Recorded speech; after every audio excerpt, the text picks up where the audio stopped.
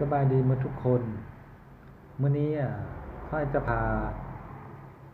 มาเอาเงินเน็ตแบบฟรีๆย้ำว่าฟรีๆกับแอป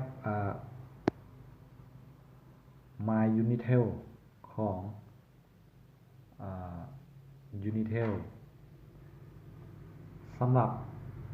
เงินเน็ตนั้นจะได้น้อยได้หลายก็ขึ้นกับดวงของแต่ละคนเด้อมันบ่แม่นว่าจะได้เท่ากันเด้เขาก็อยากรู้ว่าได้น้อยได้หลายเขาก็มาเอ็ดนำกันเลยเข้าแอปมาก่อนเนาะสำหรับวิธีการลงทะเบียนหรือว่าเข้าใช้งานแอปตัวนี้วิธีดาวน์โหลดนั่นก็คือว่าเห็นหลายคลิปกับเจ้าเฮ็ดแล้วเนาะอันนี้จะบ่ขอเฮ็ดมีแต่ว่าให้ถ้าหากว่าใครอยากให้สอนวิธีการดาวน์โหลดบ่หรือว่าเริ่มต้นทำบิดก็คอมเมนต์ไว้ได้เนาะแล้วจะลงให้เบิ่งเมื่อเข้ามาแล้วให้เราเข้านี่มันสั้นอยากให้มันสั้นอยากเอาเน็ตให้เรานี่บ่อนรุ่นสั้นรุ่นโซกนี่เนาะกดเข้ามานี่หน้าตามันจะเป็นแบบนี้ในแต่ละมื้อ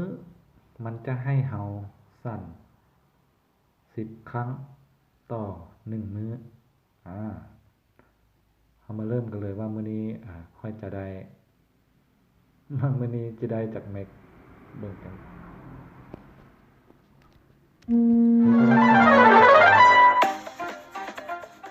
มีแต่ว่าสั่นโทรศัพท์แล้วก็ปะให้มันโชคดีเขาก็สั่นใหม่จนว่าครบ10 เทื่อแล้วมาเบิ่งว่าจะได้จากเม็ดขึ้นกับดวงไพ่ดวงมันได้นี่นะได้2 เทื่อผ่านไปบ่ได้เทื่อที่3บัดนี้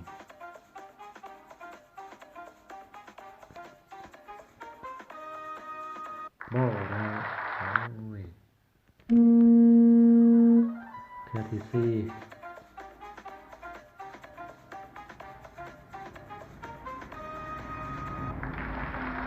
ก็ยังบ่ได้เทื่อที่5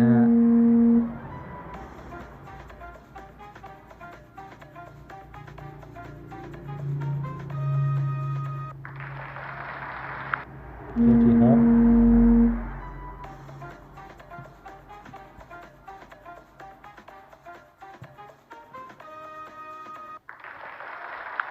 เทื่อที่7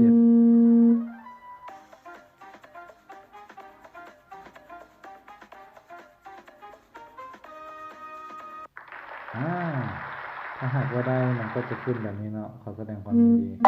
ถ้าได้รับ data เท่านั้นเท่านี้มันก็เขียนว่าเนาะ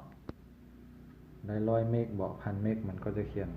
อันนี้ได้สั่นอีกเบิ่ง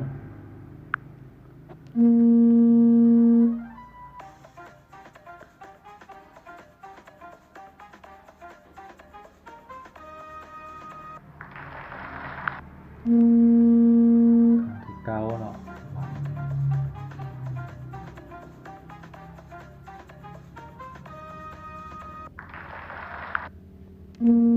ครั้งที่10ครั้งสุดท้าย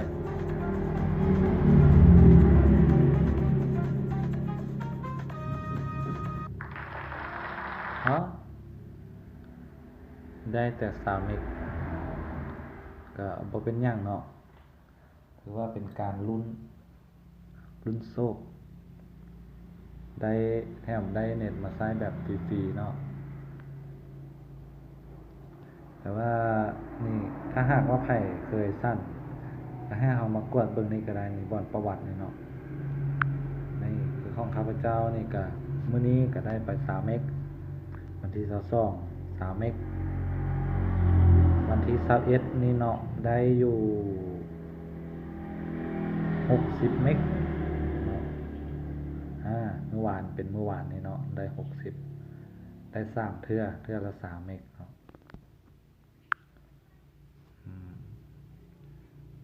ลองไปสั่นรุ่นโชคกันเบิ่ง ถ้าหากว่าไผได้หลายได้ฮอด1,000เมกหรือว่าได้สมาร์ตโฟนก็คอมเมนต์บอกคอมเมนต์บอกได้ก็บ่เคยได้จักเทื่อได้สูงสุดก็ประมาณ100เมกหรือว่า120ได้สูงสุดล่ะข้าพเจ้านะถ้าหากว่าไผได้หลายกว่านี้ก็ลองคอมเมนต์ให้แด่ล่ะแคปแคปรูปมาให้แด่แคปรูปส่งมาให้เบิ่งก็ถ้าหากว่าไผได้พันเมกอะนะเอ้ยนี่เนาะถ้าหากว่าเฮาได้มันก็จะมารวมอยู่บ่อน Data เน็ตอยู่นี่ให้เฮาจะมาข้อเสริมอีกอันหนึงซะเป็นวิธีการเติมเงินแบบสแกนบาร์โคดเลยเนาะ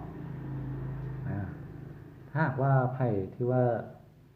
บ่อยากกดตัวเลขให้มันเมื่อยมือหั้นนะมันก็จะมีอยู่14ตัวเนาะการเติมเงินบ่รหัสบัตรแต่ถ้าหากว่าไผใช้แอปนี้อยู่แล้วเนาะก็บ่จำเป็นต้องกดรหัสสแกน QR Code เขาเลยเนาะให้เฮามากดเข้าบ่อนเติมเงินนี่เนาะแล้วให้เฮาสังเกตบ่อนที่ว่าเบอร์โทรศัพท์ให้เฮาสังเกตและเอาใจใส่บ่อนนี้ให้ดีๆอย่าสุไปลงเป็นเบอร์ของคนอื่นเด็ดขาดถ้าหากว่าลงเป็นเบอร์ของคนอื่นที่บ่แม่นเบอร์ของเขาเวลามันสแกนเข้าปั๊บมันจะเข้าไวหลายมันจะบ่ได้แจ้งหยังเลยเวลาสแกนปุ๊บมันจะเข้าปั๊บเลยเนาะจะบ่สามารถยกเลิกหยังได้เลยแต่ว่าให้เฮาสังเกตบ่อนที่ว่าเบอร์โทรศัพท์ให้ดีเสียก่อนเมื่อเฮากวดเบิ่งแล้วว่าเบอร์โทรศัพท์นี่มันถูกต้องเป็นของเฮาแล้วให้เฮามากดใส่ตัวนี้ตัวเป็นอัน QR Code นี่เนาะนี่มันก็จะขึ้นแบบนี้ให้เฮามาจึงใส่แบบนี้เลยเนาะแต่ว่าอันนี้กล้องข้าพเจ้านี่มันบ่อยากได้แล้วมันสแกนบ่ได้เนาะอยากเป้อยากเสียเงินแล้วบ่นี่เนาะถ้าหากของไผยังใช้ได้ใช้ดีก็เฮ็ดกันได้เนาะเติมบัตรง่ายๆเลยสแกนเข้าเลย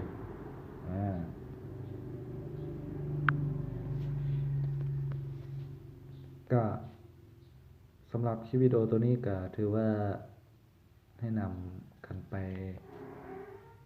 2แบบเนาะแบบที่1จะเป็นการสั่นลุ้นโชครับเงินเน็ตแบบฟรีๆกับแอป My Unitel เป็นแอปที่ว่าดีมาฟังก์ชันการใช้งานนี่อยากว่ามีหลายเมื่อหน้าจะมารีวิวหรือว่าแนะนำฟังก์ชันตัวอื่นเนาะวันนี้จะมาแนะนำ2อันนี้นะจ๊ะโดย2จะเป็นแบบวิธีการเติมเงินแบบสแกน QR Code เนาะหรือว่าก็หมดเท่านี้ถ้าหากว่าคลิปนี้เป็นประโยชน์ก็กดไลค์กดแชร์เนาะแล้วก็คอมเมนต์ไว้ได้ว่าเฮาผิดพลาดบ่อนใดหั้นน่ะหรือว่ามักแบบใดอยากให้เฮ็ดคลิปตัวใดก็คอมเมนต์กันได้เนาะคอมเมนต์เว้าแสดงความคิดเห็นกันได้บ่เป็นหยังขอขอบใจ